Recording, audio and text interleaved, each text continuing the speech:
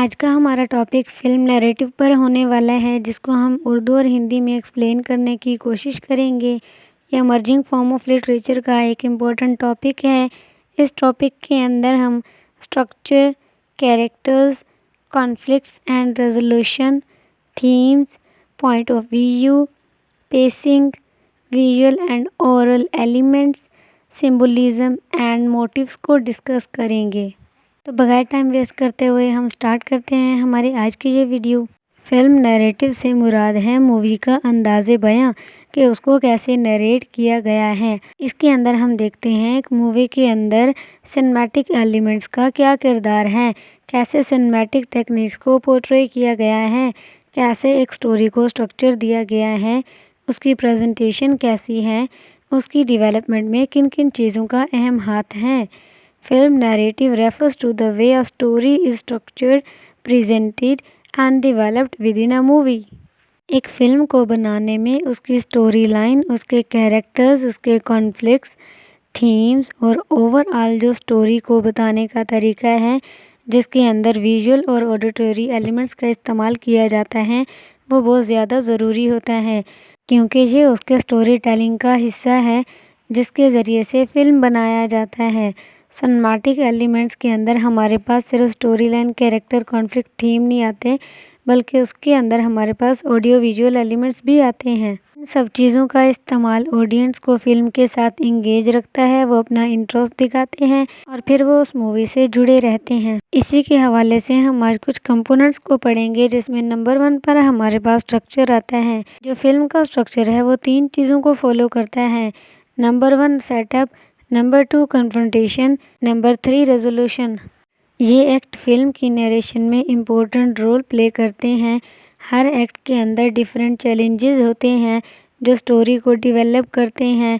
Story इन्हीं acts के ज़रिए से आगे चलती है। नंबर 2 पर हमारे पास आते हैं कैरेक्टर्स। कैरेक्टर एक फ़िल्म के लिए इतने ज़्यादा ज़रूरी होते हैं जैसे एक जिस्म के लिए दिल। कैरेक्टर्स गोश्त पोस्ट के वो इंसान होते हैं जिनसे कहानी आगे चलनी होती है। स्क्रिप्ट जितना स्ट्रॉन्ग होगा, कैरेक्टर्स जितने अच्छे से उसको प्रेजेंट करेंगे, स्टोरी उतनी अच्छे से नरेट होगी। लिटरेचर के कोई भी जॉनरा उठाकर देख लें, उसमें जितने भी स्टोरीज़ होंगे उनमें 2 टाइप के ही कैरेक्टर पाए जाते हैं। Number 1 minor, number 2 major. जो मेजर कैरेक्टर होते हैं उनका काम भी मेजर होता है, उनकी कहानी में इम्पोर्टेंस ज़्यादा होती है, जिनको प्रोटैगनिस्ट और एंटागनिस्ट कहा जाता है। जो प्रोटैगनिस्ट है वो हीरो या हीरोइन होता है, जो एंटागनिस्ट है वो विलन होता है। जबकि इसके साथ ही तीसरी कैटेगरी भी आती है जिसके अंदर सपोर्टिंग कैरेक्टर आते हैं, जो एंटागनिस्ट या फिर जो हमारा प्रोटैगनिस्ट है उसको सपोर्ट कर रहे होते हैं। हर कैरेक्टर के अपने डिज़ायर, अपने गोल्स होते हैं जिनको वो अचीव करना चाहता है। उसके जो ये मोटिवेशन है, डिज़ायर हैं और गोल्स हैं, यही कहानी को आगे लेकर चलते हैं। वो अपनी डायलॉग डिलीवरी से कहानी में जान पैदा करते हैं। नंबर 3 पर हमारे पास कॉन्फ्लिक्ट्स एंड रेजोल्यूशन आ जाता है। कॉन्फ्लिक्ट से मुराद वो तजाद है जो 2 इंडिविजुअल्स या 2 फैमिलीज़ के दरमियान में पाया जाता है। इसमें हमारे पास बेहतरीन मिसाल है कि लोग नस्ल दर नस्ल दुश्मनियाँ पाल कर रखते हैं। रेजोल्यूशन क्या होता है? रेजोल्यूशन हमारे पास फिल्म का वो पार्ट होता है जिसके अंदर ऑडियंस सेटिस्फाई हो जाते हैं, क्योंकि उनको वो मीनिंग मिल जाता है जिसके लिए वो फ़िल्म देख रहे होते हैं। फ़िल्म का ये जो रेजोल्यूशन है ये कभी कभी सेटिस्फाइंग होता है और कभी कभी एम्बिगियस होता है, क्योंकि ये नैरेटिव गोल्स पे डिपेंड करता है कि हम फ़िल्म को कैसे दिखाना चाह रहे हैं। क्योंकि जब ये ओपन एंडेड नैरेटिव के फॉर्म में आता है तो इसका फ़ैसला ऑडियंस करती है, क्योंकि वो इनके साथ रिलेट कर सकते हैं कि अगर वो इस तरह के सिचुएशन में होंगे जैसे कि फ़िल्म के कैरेक्टर्स हैं तो वो क्या करेंगे। इस तरह से जो एक फ़िल्म है उसके रेजोल्यूशन में ओपन एंडेड नैरेटिव को भी इस्तेमाल किया जाता है। नंबर 4 पर हमारे पास थीम्स आते हैं। थीम से मुराद है हमारे फ़िल्म का वो सेंट्रल आइडिया जिस पर वो फ़िल्म बनी हुई होती है।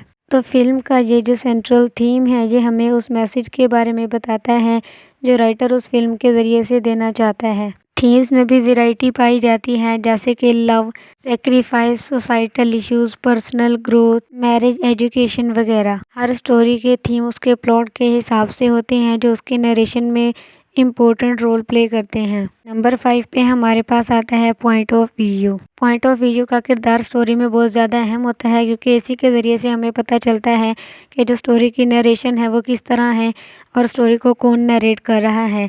स्टोरी के अंदर 3 तरह की नरेशन पाई जाती है। Number 1 first person, number 2 second person, number 3 third person narration. First person narration से मुराद वो इंसान है जिस पर वो कहानी बीती गई होती है।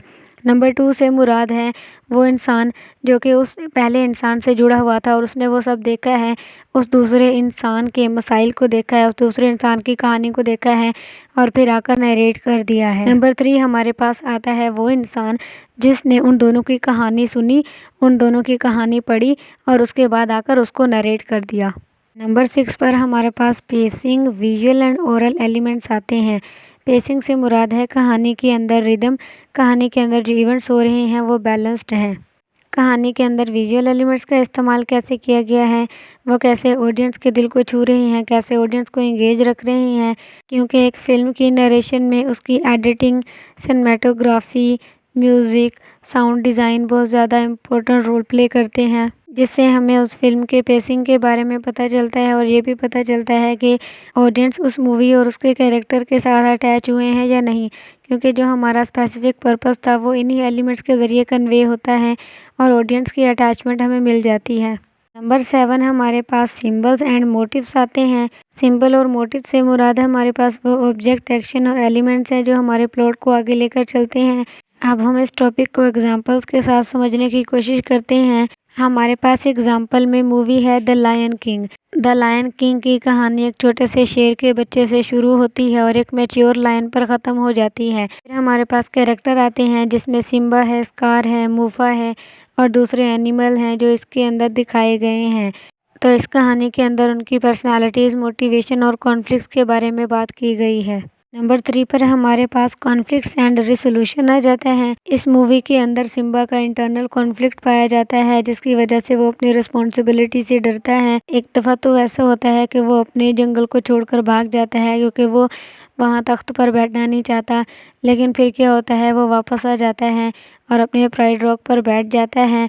तो यहाँ पे जो उसका कॉन्फ्लिक्ट था वो फाइनली रिसॉल्व हो गया। इस फिल्म के अंदर जो थीम पाए जाते हैं उनमें responsibility, identity and circle of life शामिल है। इस कहानी को फर्स्ट पर्सन नरेशन से बताया गया है क्योंकि सिम्बा अपनी कहानी खुद सुना रहा होता है। इस कहानी में पेसिंग को बैलेंस रखने के लिए इमोशनल मोमेंट से लेकर हाई एनर्जी म्यूजिकल सीक्वेंस का तड़का लगाया जाता है। द लायन किंग के अंदर जिन सिंबल्स और मोटिव का इस्तेमाल किया गया है उसमें द सर्कल ऑफ लाइफ है। इस मूवी के अंदर सर्कल ऑफ लाइफ को इंटरकनेक्शन के लिए इस्तेमाल किया गया है। ये जो मूवी है द लायन किंग, इसके एग्जाम्पल से हमें समझ में आ जाता है कि फ़िल्म नरेशन कैसे की जाती है, उसके अंदर कौन से एलिमेंट्स होते हैं जो इम्पोर्टेंट होते हैं। इस फिल्म के अंदर एनिमल कैरेक्टर्स का इस्तेमाल किया गया है, उनको ह्यूमन लाइक इमोशन दिए गए हैं। इस फिल्म का जो थीम है वो यूनिवर्सल है। ये सारे एलिमेंट्स फिल्म के नरेशन को टाइमलेस बनाते हैं, जिसकी वजह से ये ऑडियंस को हमेशा हमेशा के लिए याद रह जाएगा। तो आज का हमारा टॉपिक यहीं पे ख़त्म होता है, जो कि फ़िल्म नरेशन के ऊपर था। तो फिल्म नरेशन में ये एलिमेंट्स बहुत ज़्यादा ज़रूरी होते हैं। अगर एक भी एलिमेंट मिस हो जाए तो जो हमारी नरेशन है उसका स्ट्रक्चर बिल्कुल चेंज हो जाता है, बिगड़ जाता है, जिससे ऑडियंस का इंटरेस्ट उसके अंदर कम हो जाता है और फिल्म हिट होने की बजाय फ्लॉप हो जाता है।